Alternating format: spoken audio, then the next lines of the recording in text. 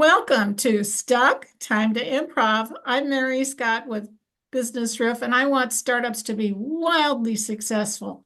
Today, we're going to be talking about something very important for startups to know, and that is how to network, or better yet, how to build relationships so that networking is really useful to you. And our special guest is Daniel Andrews. Welcome, Daniel. I'm glad to be here, Mary. Thanks for having me on. So let's talk about how did you come up with the concept of relationship building rather than traditional networking? The click over from casual networking, right? Oh, here's a name, here's a lead, here's a prospect. They're usually not. They're usually suspects, not prospects. Happened in St. Louis. I had moved to St. Louis, and as you know, St. Louis is kind of an odd town in terms of wanting to do business with a local if they can. So I became friends with a guy whose first name is Bert, and he became my wingman. He would make introductions to people that he had known, and had relationships with. And we had made the initial sales call for a fairly big B2B proposition. It was going to be quite profitable. And we're standing on the parking lot of this individual's business, which is a multi-site business in St. So I'm there, prospect, wingman, and me, right? And the prospect looks at Bert, my wingman, and says, he said, who is this guy? And my wingman said, he's my guy. And the prospect said, but I don't know this guy, pointing at me. And my wingman said, but I know this guy. And the prospect said, but what happens if something happens to this guy? Because it was a staged rollout, right? And my wingman said, I'll find another guy. And in that moment, my awareness went from, I wasn't looking for an introduction. I was looking for an endorsement.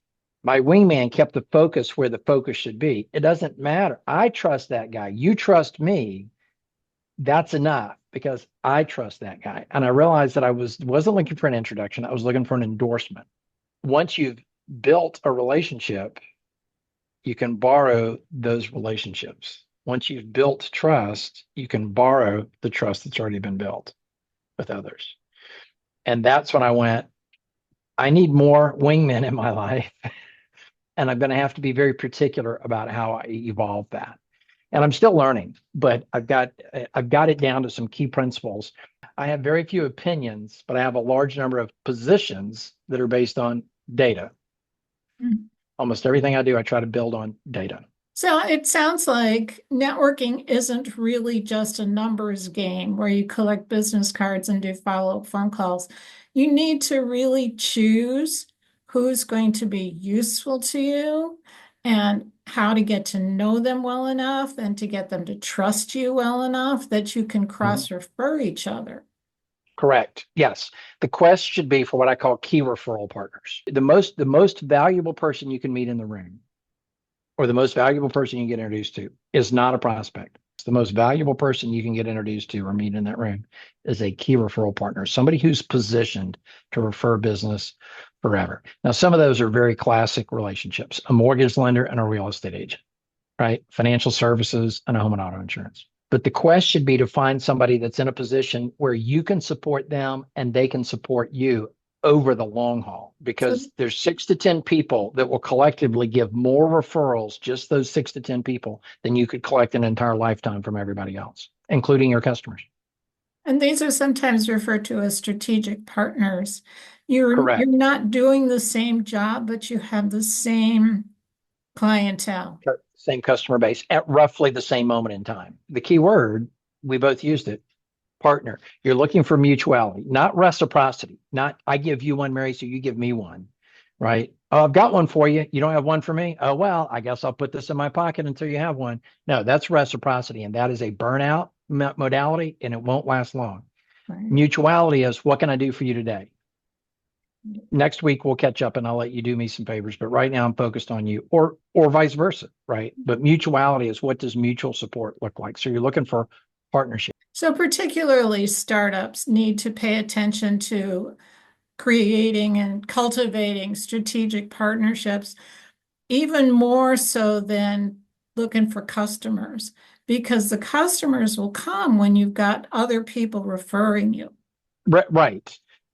And I get it. Profits come from revenue, revenue comes from customers. But the best customers, the most easy to sell prospect comes from an endorsement, not a leads group where they write a name on a piece of paper. I'm not looking for introductions. I'm looking for endorsements because that means the credibility is already there.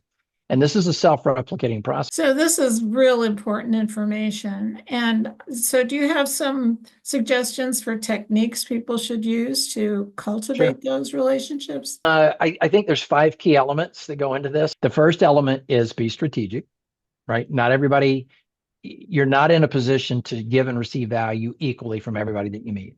Okay, so be strategic. Number 2, ask better questions. In that first introduction, that first introductory meeting, that first, I call it a paired interview. I don't like the word virtual coffee. I think that's very disrespectful of what we're doing here. I don't like the phrase one-to-one because that's what leads groups call it, and I have a very little respect for leads groups. I believe in a paired interview where we're testing each other. Okay, so ask better questions. Third is make sure they understand how to support you. If you're not clear on what your needs are, what a good person to introduce you to, they can't help. If they're not clear, they either will give you the wrong person or they won't give you anybody because they're not clear. Still part of step 3 is make sure you're clear on what they need. If you're not clear, they can't help you. If they're not clear, you can't help them. And we are shooting for a partnership, right? Fourth key element is understand what a good introduction looks like. I'm not talking about the person that we're being introduced to. I'm talking about the literal text of the introduction. What do you say in that text thread, that LinkedIn thread, that Facebook thread, that email? Because in my mind, there's 3 sorts of introductions. Connection to connection. Somebody you know quite casually to someone else you know quite casually. Plenty can be done there. Plenty of people can buy, sell, become partners in that context. Network to network, somebody that you know well and trust to somebody you know well and trust, and then a connection to your network. So connection to connection is going to be one template for an introduction. Network to network is another template, and connection to network is the third template. And people don't pay attention to that. They will copy and paste their LinkedIn header. Give you an example. Now, this is network to network. But Suzanne Taylor King, one of my trusted business connections, one of my most highly trusted business connections, wants him an introduction, and this is what it said. Daniel, comma, Ruben, comma, y'all both do big things. Do big things together. That's the whole intro. And the magic wasn't in the words. The magic was in the fact that I knew Suzanne knew what a good introduction looked like for me, and Ruben did too. We trusted her to go. And I replied, I know better than to argue with STK, LOL, here's my calendar. And Ruben replied with, I know better than to argue with her too, LOL, I booked, right? Because we both had that trust level. So a whole paragraph is sometimes not necessary. Sometimes it is, but it rarely is, right? And people don't do a good job. They want their marketing copy to go in the intro. Oh no, that's not good at all. Right. And then the 5th element is set up a system of referring. A lot of people will get on the train at meeting somebody and they won't get off the train until they get to trust. That's not a bad, but then they wonder why nobody refers them. They don't have a system for consistently getting back in touch. I probably hold 5 or 6 referral pairings a week. I get on the line with someone else and we discuss in real time who I want to introduce them to and who they want to introduce me to and what I want to say about them and what they want me to say about them.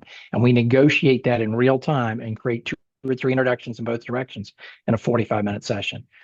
And that's an amazingly powerful thing. So that when people get on my calendar, they already trust me. This is the fun part too about the part where you said building trust, whether you become referable in their mind.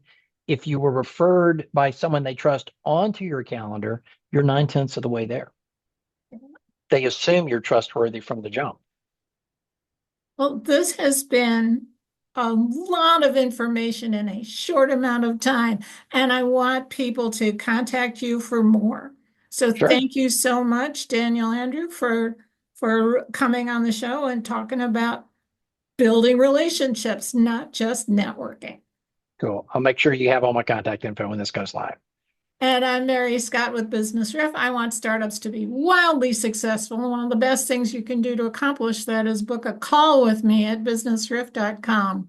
And join us again next time for Stuck, Time to Improv.